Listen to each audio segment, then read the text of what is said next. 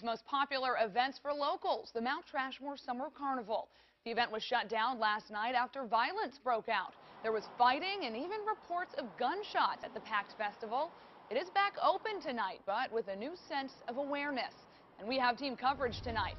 Matt Gregory is live at Mount Trashmore with what to expect if you're headed out there tonight as far as safety is concerned. But first, Joe Fisher in the newsroom with one woman's story about being stuck in the middle of all that chaos. Joe? Deanna, that woman says that she got to the carnival last night around 7 o'clock, and less than 2 hours later, the fun and games were over, and she and her family were running for cover. This is what the mayhem looked like at Mount Trashmore just after 9 o'clock Saturday night. I've never seen anything like it before. Crystal Ostrowski was on a ride at the carnival with her 2 young daughters, nephew, and friends. It went around twice and all of a sudden stopped, and the carnival worker told us to stay inside the ride, and just a huge rush of people just ran into the street and across the street to the park, and you could hear gunshots and people screaming. A relaxing night out with loved ones became a tense situation, forced to stay on the ride, not knowing how it was going to end. The adrenaline, I was shaking, and my nephew, who's 8, is saying, "I don't want to get killed," and I'm just like, oh my gosh, this is crazy. Once off the ride, the frantic push to get out of the park, moving fast as possible and warning others to stay away. I honestly don't even know what was going through my mind. I just wanted to get the kids to safety. Ostrowski remembers seeing lots of teenagers at the event.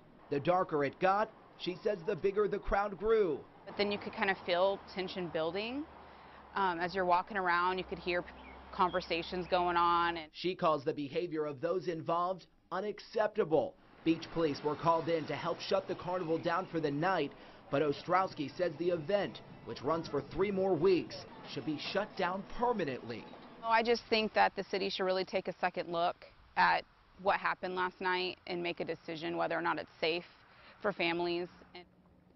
And despite the gunshots heard, there were no reports of injuries last night. Meantime, I did call Virginia Beach Police today. We have not yet heard back from them about what possibly started last night's violence or the number of people arrested. We'll, of course, keep watching this for you and let you know how it progresses. For now, we're live in the newsroom. Joe Fisher, 10 on your side. Joe, thank you. And let's switch now to 10 on your side's Matt Gregory. He's at Mount Trashmore.